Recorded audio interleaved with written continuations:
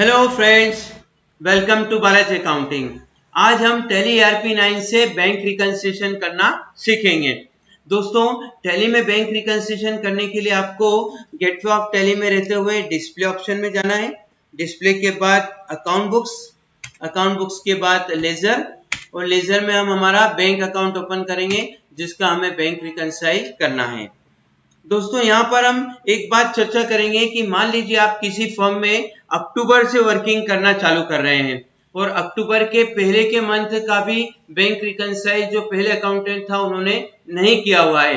अब मान लीजिए दोस्तों, फर्म में तो बहुत सारी बैंक से रिलेटेड एंट्रीज हो सकती है, तो फिर आप उतने पुराने मंथ का रिकंसाइल करने आपके लिए बड़ा मुश्किल हो सकता है। तो दोस्तों, मान लीजिए हमको अक्टूबर से रिकंसाइल करना है, तो हमने यहाँ पर F2 प्रेस करके 1 अक्टूबर से 31 अक्टूबर, नॉर्मली दोस्तों मंथली बैंक रिकंसाइल मिलाया जा सकता है, पर डिपेंड करता है आपके यहाँ पर यदि बहुत ज्यादा ट्रांजेक्शंस हो तो आप उसको डेली बेसिस पे या वीकली जिस तरह से आपकी नीड हो उस तरह से आप मिला सकते हैं। फिलहाल हम मंथली मिला रहे हैं, तो मान लीजिए अक्टूबर मंथ हमने ओपन किया, तो अब दोस्तों अक्टूबर में हमारे बैंक से रिलेटेड सिर्फ ये 2 ही एंट्रीज है ना। पर जैसे हम F5 रिकंसाइल करेंगे तो दोस्तों हो सकता है कि पुरानी एंट्रीज भी यहाँ पे आपको रिकंसाइल में दिख जाए। इसका मतलब हो सकता है दोस्तों आपके पहले कोई और अकाउंटेंट था और वो रेगुलर बेसिस पे बैंक रिकंसाइल मेंटेन नहीं कर पाते थे, तो वो एंट्री जो उन्होंने रिकंसाइल नहीं करी है वो भी आपको यहाँ पर F5 प्रेस करते से ही दिख सकती है। तो दोस्तों जैसे हम F5 प्रेस करेंगे, हमें अक्टूबर की तो हमारी 2 एंट्री है जो हम अक्टूबर का मिलान करना चाहते हैं। हमारे सामने अभी फिलहाल अक्टूबर मंथ का स्टेटमेंट है, बैंक स्टेटमेंट। और दोस्तों आप जब भी बैंक रिकंसाइल मिलाएंगे तो आपके सामने उस मंथ का या उस टाइम पीरियड का बैंक स्टेटमेंट होना जरूरी है, तभी तो आप मैच कर पाएंगे, तभी आप मिला पाएंगे। अब दोस्तों यहाँ पर समस्या हमारे सामने क्या है कि हम अक्टूबर का स्टेटमेंट लेके बैठे हैं और हम अक्टूबर से वर्किंग करना चाह रहे हैं, पर पुराने मंथ का स्टेटमेंट भी हमारे पहले जो वर्किंग करते थे उन्होंने नहीं कर रखा है।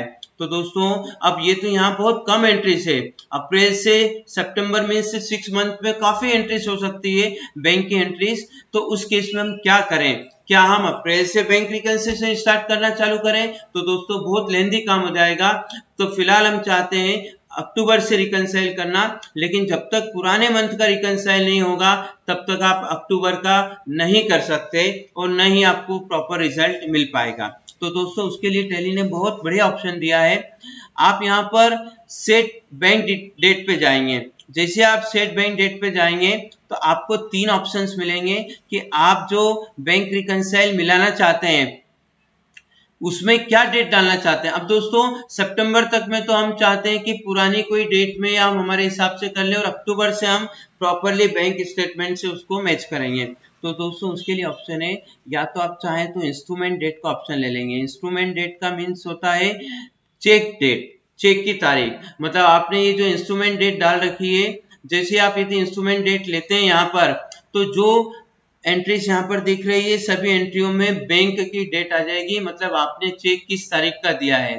तो दोस्तों हम हमारी सितंबर तक की एंट्रीज में चाहे तो यहाँ पर बैंक डेट लेके भी उसको रिकंसाइल कर सकते हैं, मतलब चेक के ऊपर जो डेट लिखी है वही डेट में वो रिकंसाइल कर देगा।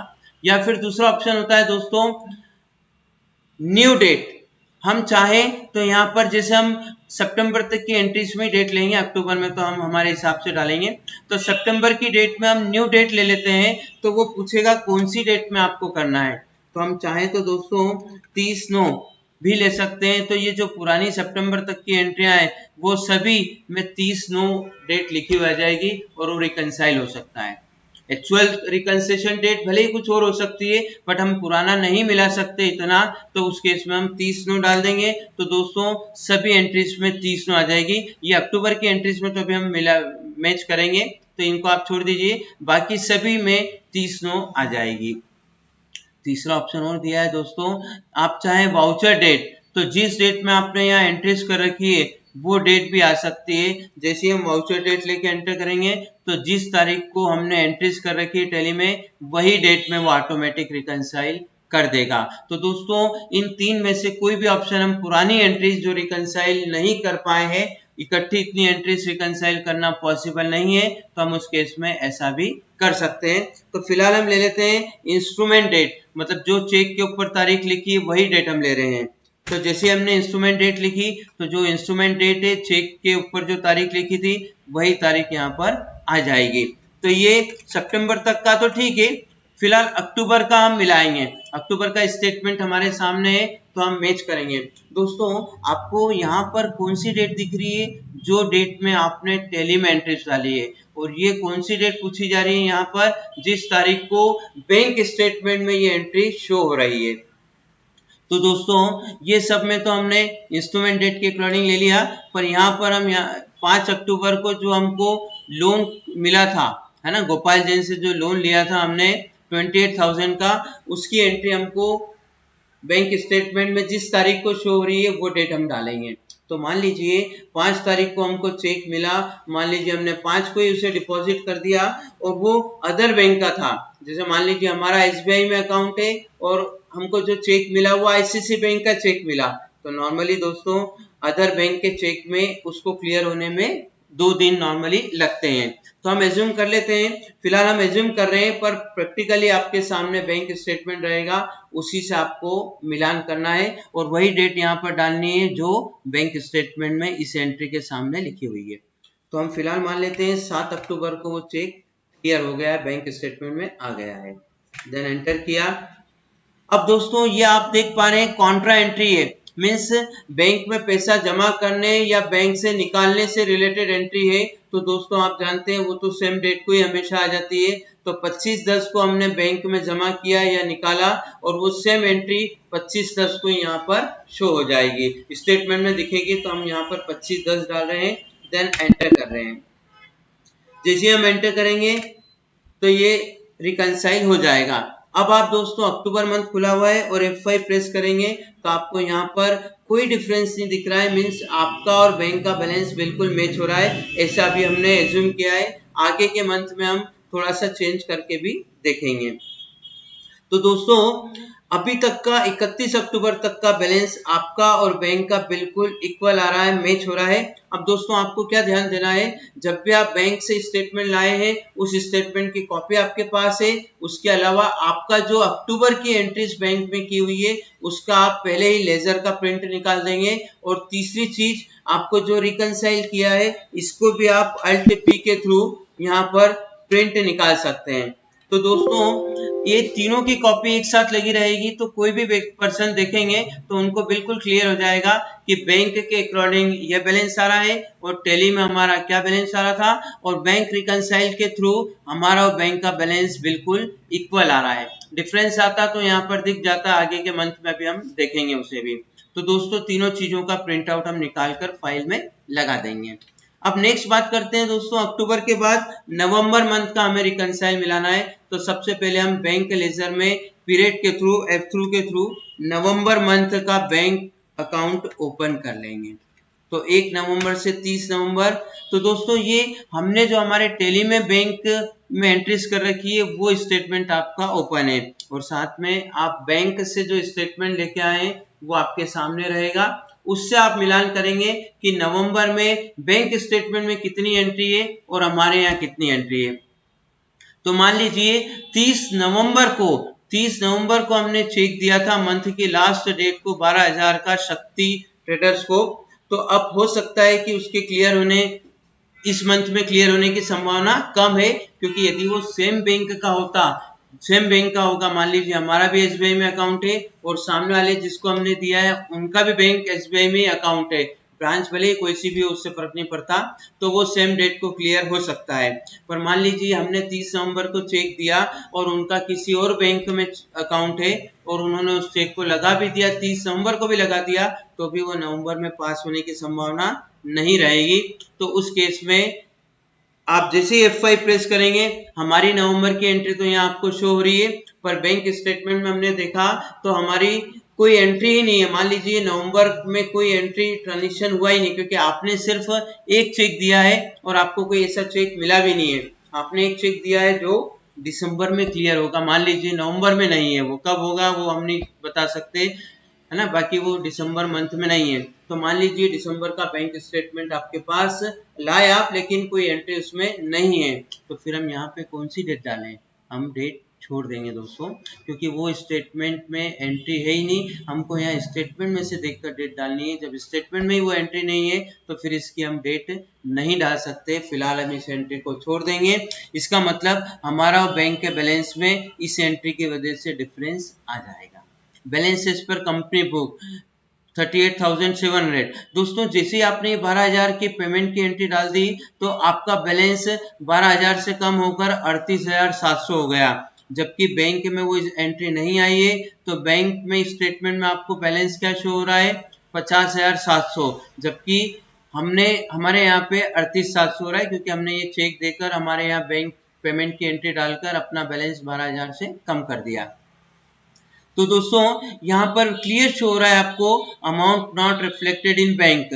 बैंक में ये एंट्री शो नहीं हो रही है, बैंक में ये एंट्री नहीं आई, इस वजह से आपका और बैंक का बैलेंस में 12,000 का डिफरेंस है। उसी प्रकार दोस्तों अल्ट पी करके हमने जैसे पहले भी चर्चा की है, अल्ट पी करके हम इसका प्रिंट आउट निकाल के नवंबर के हमारे बैंक स्टेटमेंट और नवंबर के हमारे टैली के लेजर के साथ इस रिकनसाइल की कॉपी का प्रिंट निकाल देंगे, ताकि जब भी आप अगले मंथ का रिकनसाइल करेंगे आपको पहले से ही क्लियर रहेगा कि पुरानी ये 12,000 की एंट्री की वजह से हमारा बैंक का डिफरेंस आ रहा है।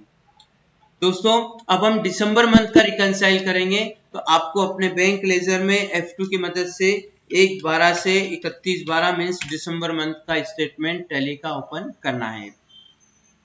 अब उसी प्रकार हम दिसंबर का बैंक स्टेटमेंट भी बैंक से लेकर आए हैं। यहाँ पर हम F5 प्रेस करेंगे रिकनसाइल करने के लिए। अब हम दिसंबर का जब रिकनसाइल करेंगे तो दोस्तों आपकी दिसंबर की तो 3 एंट्रियां हैं, पर नवंबर में जो एंट्री रिकनसाइल नहीं हो पाई थी वो एंट्री पे आपको यहाँ पर शो होगी, क्योंकि वो नवंबर में नहीं हुआ था। नवंबर में उसमें आपने डेट नहीं डाली थी बैंक डेट, तो वो आगे कभी भी आ सकता है चेक। तो दोस्तों अब हम दिसंबर का स्टेटमेंट हमारे सामने है, मान लीजिए हम मिला रहे हैं उसे। तो 30 नवंबर को जो हमने पेमेंट किया था 12,000 का, वो एंट्री मान लीजिए दिसंबर मंथ के स्टेटमेंट में हमें दिख गई 2 दिसंबर की डेट में। तो बैंक ने स्टेटमेंट में कौन सी डेट में दिख रहा है हमको? 2 दिसंबर। तो हम भी यहाँ पर 2 दिसंबर में वो एंट्री ले लेंगे कि 2 दिसंबर में ये चेक पास हो चुका है। देन दोस्तों 25 दिसंबर को आपने एक एडवर्टीजमेंट का चेक दिया है 2400 का। ये मान लीजिए बैंक स्टेटमेंट 28 दिसंबर को शो हो रहा है, तो हम यहाँ पर 28 दिसंबर डाल देंगे। Then enter. फिर कमीशन रिसीव्ड, हमको एक कमीशन रिसीव्ड हुआ है 4000 का, उसकी रिसीट की एंट्री हमने डाल रखी है 28/12 की। मान लीजिए ये चेक अभी पास नहीं हुआ, मान लीजिए बैंक में 2-3 दिन की छुट्टी आ गई और आप उस चेक को लगा भी देते हैं, पर वो छुट्टियों की वजह से दिसंबर मंथ में वो चेक पास नहीं हो पाया, तो हम यहाँ पर डेट छोड़ रहे हैं, क्योंकि हमें यहाँ पर बैंक डेट डालना है और जब स्टेटमेंट में वो एंट्री है ही नहीं तो हम मन से तो बैंक डेट डाल नहीं सकते, इसलिए हम इसे छोड़ देंगे। उसी प्रकार विशाल ट्रेडर से हमें 31/12 को एक 14,000 का चेक रिसीव हुआ था, वो चेक भी बैंक स्टेटमेंट में अभी पास नहीं हो पाया है, तो ये डेट भी हम यहाँ पर छोड़ देंगे और एंटर कर देंगे। इसका मतलब है दोस्तों इन 2 एंट्रीज की वजह से आपका और बैंक का बैलेंस में डिफरेंस आएगा। यहाँ पर हम एंटर करके इसे एक्सेप्ट कर लेते हैं। फिर हम वापस से F5 प्रेस कर रहे हैं दिसंबर में ही, तो हमको यहाँ पर दिख जाएगा कि दिसंबर मंथ के रिकनसाइल करने के बाद आपका और बैंक में कितना डिफरेंस है। हमारे और बैंक बैलेंस में 18,000 मतलब इन 2 एंट्रीज की वजह से 18,000 का डिफरेंस आ रहा है। हमारे यहाँ पे बैलेंस आ रहा है 54,300, जबकि बैंक स्टेटमेंट में आपको बैलेंस 36,300 ही दिख रहा है। दोस्तों ऐसा क्यों हो रहा है? क्योंकि जैसे ही आपने रिसीट में एंट्री डाल दी अपने टैली में, तो टैली ने आपका 14 और 4 मतलब 18,000 से बैलेंस बढ़ा दिया, इसलिए टैली के अकॉर्डिंग हमारी कंपनी में हमारी टैली का बैलेंस 54,300 आ रहा है, जबकि बैंक ने इसकी कोई एंट्री अभी की नहीं है, क्योंकि बैंक में वो अभी चेक पास नहीं हुआ है, तो इसलिए बैंक स्टेटमेंट के अकॉर्डिंग हमारा बैलेंस 36,300 ही शो हो रहा है। ठीक है दोस्तों, नेक्स्ट हम बात करते हैं अगले मंथ की, जनवरी मंथ का, है ना। आप जानते हैं दोस्तों हमारा फाइनेंशियल अप्रैल टू मार्च चलता है, तो यही सेम फाइनेंशियल में ही अब हम जनवरी मंथ को मिलान करेंगे। तो F2 से हम जनवरी मंथ ओपन कर लेंगे और उसी प्रकार हम जनवरी का बैंक रिकनसाइल भी लेकर आ गए हैं। अब जैसे ही हम F5 प्रेस करेंगे हमारे यहाँ पर, तो दोस्तों आप बता सकते हैं कितनी एंट्री शो होगी रिकंसाइल में। दोस्तों 3 एंट्री शो होगी, एक तो ये और जो 2 पिछले मंथ में नहीं थी वो भी शो होगी। जैसे हम F5 प्रेस करेंगे तो वो 2 एंट्रीज भी शो करेगा आपको जो पिछले मंथ में रिकंसाइल नहीं हो पाई थी, मतलब ये 2 एंट्री पिछले मंथ में स्टेटमेंट में नहीं थी।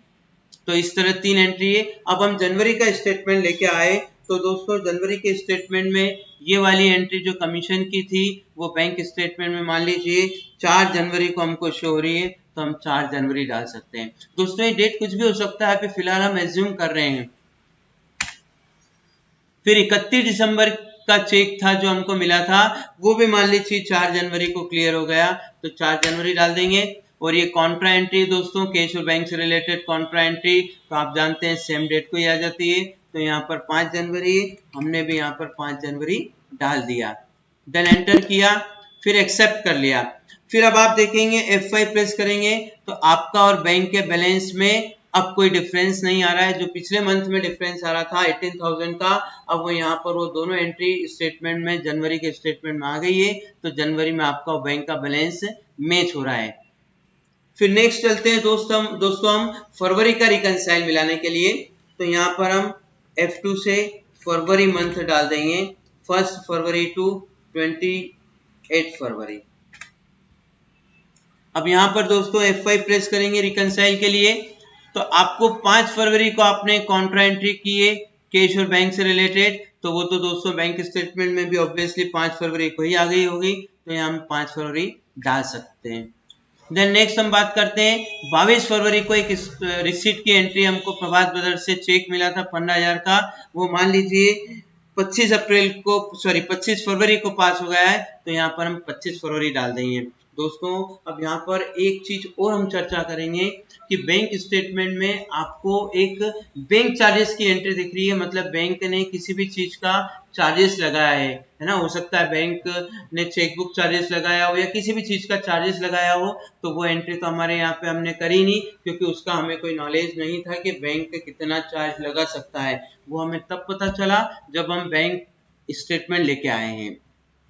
तो दोस्तों ये 2 एंट्री तो आप डाल सकते हैं, ये 2 एंट्री तो आपको क्लियर हो गई कि बैंक स्टेटमेंट में 2 एंट्री शो हो रही है, साथ में बैंक में एक एंट्री और शो हो रही है जो बैंक ने मान लीजिए 500 रुपए चार्जेस लगाए, तो उस चार्जेस की एंट्री हमको यहीं पर रिकंसाइल करते करते ही करना है, तो हम कर सकते हैं। दोस्तों क्रिएट वाउचर नाम का ऑप्शन आ रहा है, इस पे हम जाएंगे, Alt+C प्रेस करेंगे, तो हम डायरेक्टली यहाँ पर एंटर प्रेस करके नई एंट्री डायरेक्टली यहीं से कर सकते हैं बैंक रिकंसाइल के बीच में ही।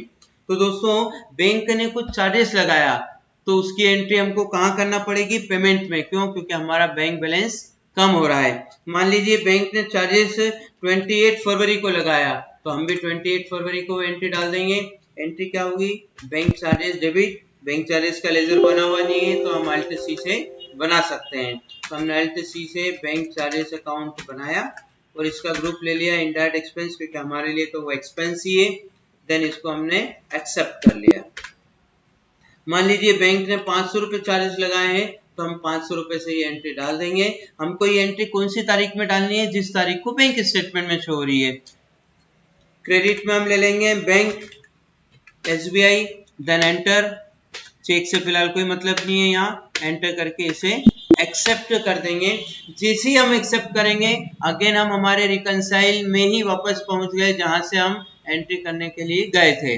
और यहाँ पर दोस्तों हम कौन सी डेट डालेंगे, ऑब्वियसली हमने बैंक स्टेटमेंट में से देख के ये एंट्री डेट डाली है, तो इसलिए ये एंट्री 28 फरवरी में ही हमारे यहाँ पे हमारे यहाँ तो 28 फरवरी में हम डाल दिए बैंक स्टेटमेंट में से देख के, और बैंक स्टेटमेंट में भी वो इसी तारीख में थी, तभी हमने इस तारीख में एंट्री डाली है। देन एंटर करके इसको एक्सेप्ट कर देंगे और F5 प्रेस करेंगे, तो अब हमारा बैंक का बैलेंस अगेन मैच हो रहा है। तो दोस्तों आपको साथ में ये भी ध्यान देना है जो अभी हमने चर्चा की कि यदि कोई एंट्री बैंक स्टेटमेंट में है और हमारे यहाँ नहीं है, तो उसको हम रिकंसाइल करते करते ही डायरेक्टली क्रिएट वाउचर में जाकर कर देंगे, तो वो यहाँ पर शो हो जाएगी। फिर उसकी हम बैंक डेट डालकर उसे सेव कर देंगे, तो वो भी रिकंसाइल हो जाएगा। तो दोस्तों जब भी हमारा और बैंक का बैलेंस मैच नहीं होता है, इक्वल नहीं होता है, तो किन किन एंट्रीज की वजह से डिफरेंस आ रहा है वो ऑटोमेटिक आपको टैली बता देगा, क्योंकि जिसमें जो एंट्री आपको स्टेटमेंट में नहीं दिख रही है उसकी आप डेट छोड़ देंगे तो ऑटोमेटिक वो आपको दिख जाएगा। तो दोस्तों आज हमने टैली में बैंक रिकंसाइल करना सीखा। यदि आपको हमारा ये वीडियो पसंद आया हो तो इसे लाइक कीजिएगा, शेयर कीजिएगा, सब्सक्राइब कीजिएगा और हमारे आने वाले वीडियो सबसे पहले पाने के लिए बेल आइकॉन पर क्लिक करना न भूलिएगा। Thank you.